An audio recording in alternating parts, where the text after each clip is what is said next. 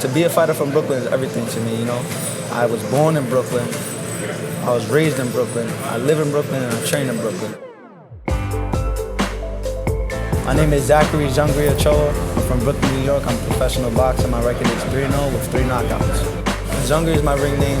I chose that ring name when I was about 14 years old. You know, everybody used to call me, yo, Zach Attack, Zach Attack. I never really liked that, you know. That's not me. I call myself Zungri because I'm hungry to make it to the top. And of course, you know, my name starts with a Z, so I call myself Zungri. But when I get into that Zungri mode, when I'm in the ring, there's no stopping me, it's a wrap. I met Zachary, he was training at this other gym out in Queens, and he was getting terrible instructions from his other coach. Every time he was sparring one of my kids, so as he was sparring with him, I was stopping it in certain situations and showing him how he correct himself, how he defend himself or attack better. His father liked the instruction I was giving his son, and then like a week later, his father came over to my gym and asked me would I train his son. I was immediately said yeah, because I saw he was extreme talent. So all he needed was a good coach to actually bring it out, his full potential out of him. So I told his father, yeah, I would train him, but the first thing we'll have to do is call the other coach and make him aware of the fact that they're going to be training with me, because in this boxing game, you don't want to really step on anybody's toes. My support system is my family and my trainer, and my whole team around me. That's my support system. And they're helpful in a way where, just in case I get off track, I lose focus, that's when I stay back in my game. They tell me, yo, you got to do this, so I do it. You know, I got to listen to them because I don't know everything, you know.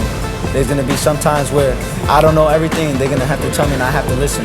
So it's all working together and understanding each other. And of course, everybody's going to argue once in a while, but you need that, because if there's no arguing, then nobody really cares. When you have a great coach, you got to listen. Rule of thumb, I don't care how much talent you have, or how explosive you are, or how much speed you may have, and how much everybody must like you. If you don't listen to the coach, you're nothing. And at the beginning, yes, Carol. What do you want me to do, Carol? How did I look, Carol? Well, my punch is accurate, Carol. You want me to stay for another hour, Carol? When I saw him doing that, I knew he was different.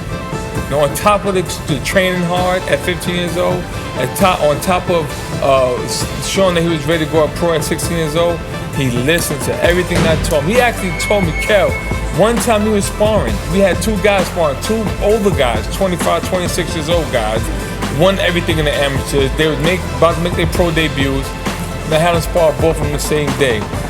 I knew he was done after about 5, 6 rounds. I said, Zach, give me one more round. And he did it. And after he finished sparring, he said, Cal, I'll do whatever you tell me to do at this point. Whatever you need me to do, I do it. But I do feel tired, but if you want me to keep going, I'll go. And just because he said he felt tired, I made him go another round. And he did it. Now this is 16 years old, man. 15, 16 years old, that's incredible. So that's what separates him from the other fighters that I once trained, you know what I mean? I knew he had that intensity, that desire to be better. Hard work means don't stop. There is no limit. You just keep going. Keep growing as a fighter, keep going. Work on your hard shots, work on your fast shots, work on everything, your defense, your offense, everything. Hard work is everything to me, you know. Work hard, waking up in the morning, early in the morning, waking up at midnight, this and that, you know. Eating right, staying disciplined, staying out the streets, not going to parties, not drinking, not smoking. I never drank, never smoked in my life, and I never will. Everybody goes, you know, cup of wine, this and that, and I go, no, it's not me, you know. That's why my blood is pure, so when I hit somebody, they're getting hit with some pure blood fist, you know what I'm saying? Zach, from the moment I saw him, he was a hard worker. I couldn't believe it. No, I give his pops credit. His pops did an excellent job in preparing him mentally for the hard work. The kid would be the first one in the gym, last one to leave, and this is at 15 years old. I haven't seen this before. You know, now that a kid 15 years old who gravitated to the gym in a sense where he was demanding attention to be trained. Like he'd start on his own for like an hour, jump rope, warm up, shadow box. I trained him for 2 hours, and then he want to get out of the ring and get on the bag for another hour. We do our 7-7-7 drills. That's 7 rounds on the heavy bag, 7 on the double and bag, 7 on the speed bag. That's an additional hour right there of hard work. And then after that, 1,500 sit-ups. What kid at 15 years old you know that's doing that? And constantly breaking my speed bags. So I was impressed with that. I knew he was one of the kids I didn't have to hide behind a tree at 5 o'clock in the morning to make sure he was running. But I knew he was out there doing it already. He would call me, he would text me a happy face in the morning, like 4:30, 5 o'clock, so I knew he was up running.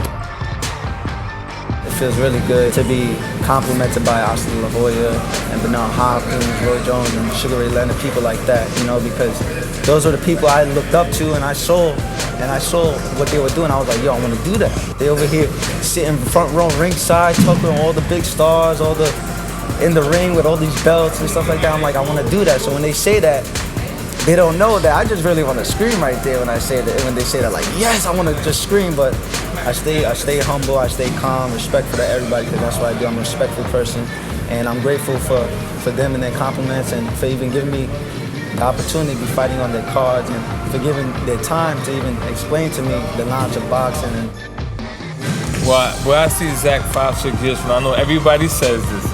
He's going to be the greatest thing since sliced bread. He's going to be the biggest champion in the world.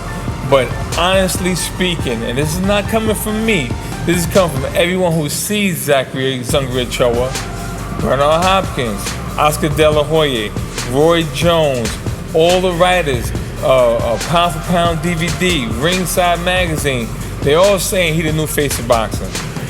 So obviously, if he's a new face of boxing, it means he's going to have multiple championships. He's going to have a serious financial situation as far as being secure. He's going to have legendary status in the game. He's also going to be, outside of the game, a great motivator, a great influence for the younger kids, a great, going into the schools, going into the streets. And we're on the front lines now, saving kids' lives. So he's going to be that type of guy who goes back and says, listen, I did it. If he can make a change with all his family circumstances and being in the streets, anybody can do it. With his potential and his influence, he's going to be one of the greatest fighters that ever came out of Brooklyn.